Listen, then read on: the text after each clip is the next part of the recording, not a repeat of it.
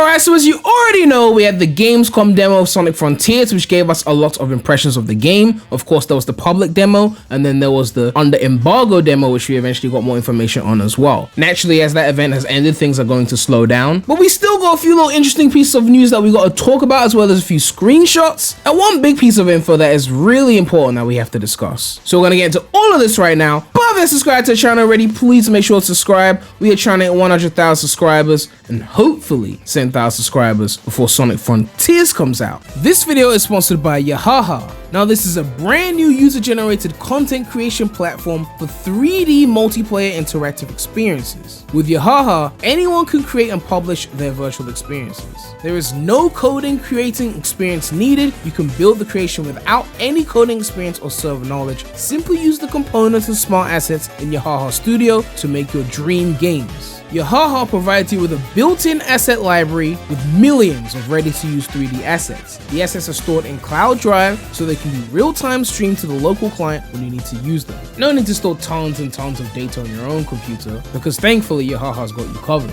And they have one-click publish, so when your work is done, you can easily publish your creation to the Yahaha cross-platform app on mobile and PC, where other players can discover your work and join to play. So make sure to check out Yahaha's early access now for free using the link in the description below, and you can start crafting your dream game. So yes, Gamescom is over, which naturally means that things are going to be slowing down on the news front, but EGX is happening late September in the UK, and I'm going to go to that and play Sonic Frontiers for myself and see what the fuck is going on, and if it really is better than it looks from afar, I guess, because Iizuka's really on that cocky shit, like, you have to play it to really form an opinion, which is what they like to say about every game, but usually you can see something is mid and be like, it's gonna be mid. I'm not saying Frontiers looks mid, okay? I already said I'm still leaning in that 6 to 7 out of 10 range, which I guess some would argue that's mid, but maybe 5 to 6 would be mid. 7 is more so alright. 7 is like wait for a discount, kind of like, no one wants to pay full price for a game that's a 7 out of 10. You want to pay full price for a game that's at least an 8. 7, you wait for a discount unless you're a hardcore fan, then you're gonna cop anyway. Or 7, maybe it's an indie game that costs like $10, so you're like, yeah, it's a solid game, yeah, $10, yeah, why not? Anyway, those of you who are unable to make it to events may be wondering if they're going to cave and release a fully public demo on consoles so that we can all try and form opinions, but unfortunately they're not having that. It says here, according to Tails channel, there will not be a free public Sonic Frontiers demo released on different platforms, Sega's Takashi Iizuka told French publication Act 2 Gaming. According to a translation, Daddy Zook said that a Frontiers demo will be playable in conventions like EGX and Tokyo Game Show. And you can see the question here said, is Sega planning to release a free Sonic Frontiers demo on different platforms? No, but it will be playable in many conventions between Gamescom and the game's release, such as the Tokyo Game Show. So for those of you who don't know, the Tokyo Game Show is obviously in Tokyo, but it's going to be happening from 15th to 18th of September. So if you're looking for the next essentially big footage drop or news drop or whatever, we could be looking at that period, because that happens just about a week or so before EGX, which that will run from the 22nd to the 25th of September. And given that those are the only events he mentioned, I don't know what other events Frontiers may even be at. That might be it. Then we hear nothing in October, and then the game comes out early November, right? Now, some of you might remember a video I covered a while back that said that Sony was forcing games that costed over a certain amount, basically AAA titles, to have a publicly available demo. And you might be thinking, well, this voids that then. Well, no, because if you remember that video, you know that they give you up until 3 months after the game's release to have the demo ready. And given that this game is clearly not ready, because each build keeps changing and adding shit. 1 minute there's no rail momentum, now in the new build there's rail momentum. 1 minute the rail switching animation was the wrong way, then the next build they fix it. Like, I really wonder what they would have shown in December, like at the Game Awards when they basically just showed the environment. I really wonder, like, if we had actually seen gameplay back then, how bad it would have been, because they were not ready to show shit, okay? I mean, they should have been ready, but they weren't, because like other games, like they'd be showing shit way before release. But like, I don't know their development process, like Sonic Team, the way they do things, but clearly if it took us until June to see even that early ass build that got a lot of flack back in December 2021, I don't even want to see, I don't even want to know what was going on back then. But anyway, the point is, they don't want to risk us seeing it too early, because they want to polish the shit up before release. People were calling for delays and shit, and they were like, nope, it's coming out in November, deal with it. So they need to take their time and prepare this thing and make sure not too many people see it before it comes out, right? I mean, they put it at the fucking demo and people hacked through the save file shit, they glitched through, and they were playing parts they weren't supposed to play. Imagine if they got a fucking public demo. The whole shit be data mined, unlocked, cracked. Like, we be playing the whole Frontiers. Like, they can't even afford to risk that shit. They know their security is not A1, okay? Nonetheless, I'll be playing it, so I'm not really that bothered because, again, I paid for a ticket for that thing. If they were just gonna drop a public demo right before my event, then it's like, oh, well, why the fuck did I pay for a ticket? In some kind of selfish way, I guess I'm happy about that. Anyway, we gotta look at a new screenshot of Ares Island in Sonic Frontiers, and I really like this screenshot. It's very cinematic. I love I don't know what to call it, like the wall designs, like the green lines and shit. I really love that aesthetic. I've said before I like the spring aesthetic as well, like all the little symbols and shit and the light blue lines and shit. I'm a fan of light blue. On my keyboard, I got the light blue on my RGB. My PC, I got light blue on that shit as well. So I'll be fucking with that shit. So the aesthetic of Ares Island, like that sand mixed with that light blue shit with the springs and shit, I fucks with that. Again, like in 4K, this shit gonna look beautiful. We also gotta look at an Amy Rose render as well as renders of the Coco. And again, as I was saying in my live stream, it looks like they gotta have a new creature every decade, right? Like 90s was the Flickies, then like Adventure era became the Chow, then the 2010s it was the Whis, now it's the Coco. Remember, Iizuka said he wanted this formula to be here for like the next decade. So this is gonna be the creature of the decade. And in 2030s, they'll make up a new creature, okay? Now, as I said, there was a critic demo that accessed the second island of the game separate from the other demo at the booth that was the first island, and one of these critics pressed start, an Australian website, got an interview with Takashi Iizuka. Now, I'm not going to read the full thing, but there's some things that we need to go through, okay? So it says here, what can you tell me about Sonic Frontiers? What's happening in the story this time around? Iizuka says, Sonic, Tails, and Amy believe that the Chaos Emeralds have all kind of assembled here on Star Hall. Yeah, that's a bad translation. It's not even a translation, it's just bad spelling. What the fuck is this? This mysterious place they've never gone to. So they get in the tornado, the plane also, it's the tornado, okay? And they fly out to investigate what's going on here. As they're kind of approaching the island for reasons unknown, they get sucked into this vortex that is actually cyberspace. So now they're spelling cyberspace with one word. These people don't give a fuck. Even though I think it looks better as one word, but it's actually two words, unlike hydrosity, which is one word, and hydrosity. For some reason, only Sonic is able to get back out of cyberspace, and he arrives at this mysterious world, not really sure what's going on, not knowing what to do, but knowing he needs to save his friends, and he needs to figure out what's going on this island. Now this is where shit gets interesting. You've got both the open zone and the cyberspace type of areas in this game. What can you tell me about the differences and how much time we'll spend in each? A very interesting one. Iizuka said this is straight from the horse's mouth, or back in 2003, straight from the goat's mouth, because he was making Sonic Heroes back then. For about 2/3 of the game, you're going to be in the open zone area. But cyberspace is another one of these places you get to go to outside this mysterious island, and cyberspace is, if we think about the remaining 1/3 of the game, going to be that linear format that previously everyone really liked. You're at the start, you need to get to the goal, and your technical skills can get you there super fast. It's that style of gameplay that we know people really like. Now, let me just finish reading the rest of what I want to read, and then we're gonna dissect that, because I have shit to say, okay? Defense Squad been going ham, so I got shit to say, but let's keep going. The reason why it looks familiar is that Cyberspace is creating this digital world based off Sonic's memories, so even though you're kind of there on this mysterious island, you go through the portal and you're like, I've seen all these places before. It's because they are created from Sonic's memories, or from your asset folder, because you got all that shit lying around, you don't want to create a new shit. So the gameplay is going to be familiar, the look and the feel of the game is going to be familiar. Now I want to read this question as well, because this is an important one. What can you tell me about the approach to the puzzles we've seen and played in the open zone areas and how they fit into the overall game? On the island, there's kind of a few things going on. We do want to have a lot of high speed action, and we do want people to engage in the battles with the Guardian in order to get the portal gears and all the other things that they need to advance the story and continue on with the game. But there's also puzzles that are on the island. We want to make sure the island is filled with lots of things to do, and the puzzles on the island are there to provide something challenging for the player.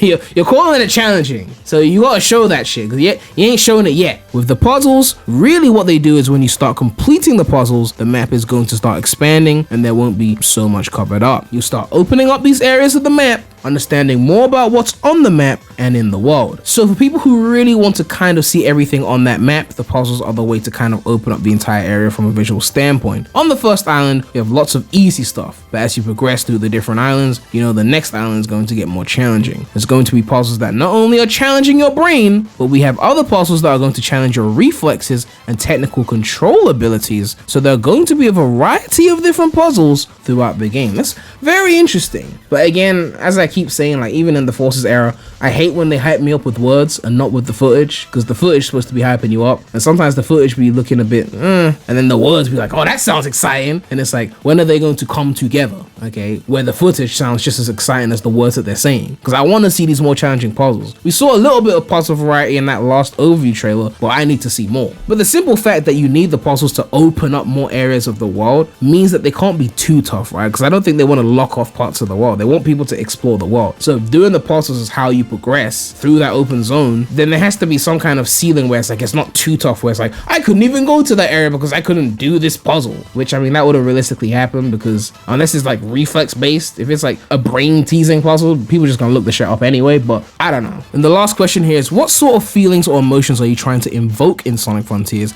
especially with this very big departure in visuals and music from previous 3D Sonic games? The feelings on the island really get back to story and how, you know, Sonic has gone to this island with his friends and all of a sudden they're in cyberspace and he's the only one out of cyberspace. The whole game starts with this kind of, I don't want to say it's sad, but it's like, where did my friends go? Yes, we did it 11 years ago, generations. What am I doing here? How do I help them? There's a lot of insecurity about what's going on and what Sonic needs to do to get things back to normal, and there's a lot of mystery on the island. The team wanted to make sure not only that it visually comes through, which is definitely, they did that, it visually comes through, I'll give them that, but when we talk about sound design and the audio, we want the players to feel like Sonic as Sonic would be on the island. So this mysterious feeling of, I'm not sure what's going on, I don't know what to do, also plays into the feel of the island. If you're just running around and it's nice and there's trees and nothing more is really going on, the music and sound effects are going to match that feeling as if you're there with Sonic on the island. Then as you get to bosses or you get to something that's more like something bad is going on, I need to do something, the music and the sound design shifts and changes to match not only how something feels,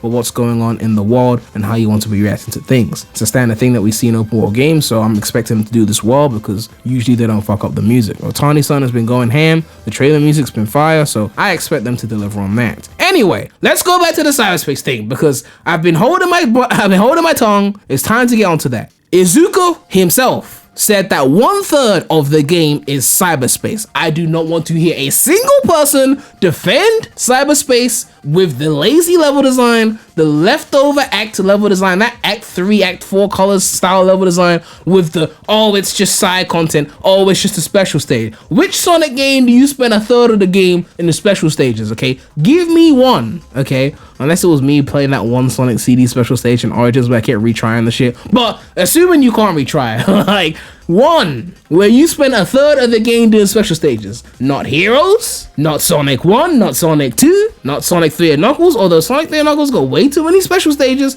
I ain't trying to do 14 special stages, I'm sorry. Just give me my Chaos Emerald and I'll call it a day. But 1/3. This is not some side shit, okay? You lot didn't like Sonic Unleashed because you had to go and search for Sun and Moon medals and because of Werehog. Werehog is fire. I don't want to hear anything about that. But Sun and Moon medals, I didn't really have too much of a problem with them, but you could argue that you spend about 1/3 of the game searching for medals. Those moments in the levels where you're searching for medals, that's a lot of the game. And you lot said it was an issue. You didn't want to search for no medals. So if that was an issue, then you can't make excuses for cyberspace because it's some side content. It's not 10% of the game. It's not 15% of the game. It is 1/3. They said, this came from Kishimoto's mouth, that the game was going to be 20 to 30 hours to beat. He even said it will be double that or up to double that when 100%ing. So you're looking at 20 to 60 hours you could be playing Sonic Frontiers, which means cyberspace is 10 to 20 hours of that experience.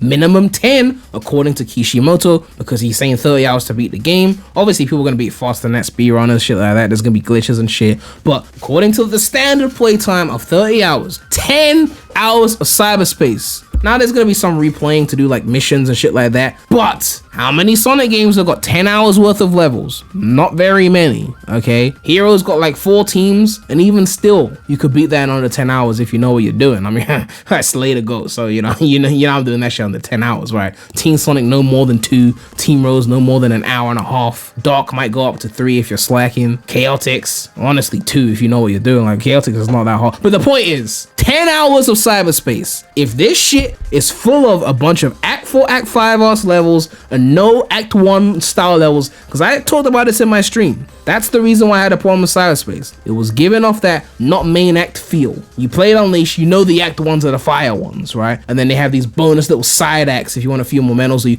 just want to do more content, and you know they're not as quality as the main acts, but they don't force you to do them, so it's cool. It's like, yeah, when I feel like it, I'll do them, but they're not main acts, right? And then in Colors they went, oh shit, we ain't got no whale, we ain't got no slower playstyle. We're gonna have to make those little side acts into main acts, right? So now you got 6 acts per area, which after Sonic 1 they should have realized anything over 2 was ridiculous. Sonic 2 has the perfect format for a Sonic game in terms of the structure: 2 acts and a boss. I don't need 3 acts. I don't need a boss every act, Sonic 3 and Knuckles. I need 2 acts and then a boss. That was the structure that was mapped out. Colors came and did 6 because they needed to squash in as much content as they could, so those extra acts became mandatory. Gens was like the middle ground. It was like, we're not gonna force you to do too much extra shit. Do the main acts for one section and then do 1 extra shit per area, and then you can dip and you can pick which extra shit you like, even do the doppelganger shit, which is basically just the main shit. Again, because you're not gonna lose that race, no one loses those races. Now, once again, it feels like extra acts have become mandatory because people saying that, oh, Cyberspace is optional. Yeah, I'm sure you'll be able to skip a few of those levels here and there. Let's not get it twisted. But if it's 10 hours worth of Cyberspace, you're gonna at least do like 5+. Like, they ain't gonna let you skip all of it. Okay, you might be like, I don't feel like doing that one. I don't feel like doing that mission. I'll do a few extra bits of combat and shit to make up for it. But you're going to be doing a lot of that shit, okay? I mean, we could flip this shit around the other way. Daytime levels in Unleashed is probably like a third of the game, at least the main ones. And people be saying they love the game just off of that alone. They don't like no Werehog, they don't like no Sun and Moon medals.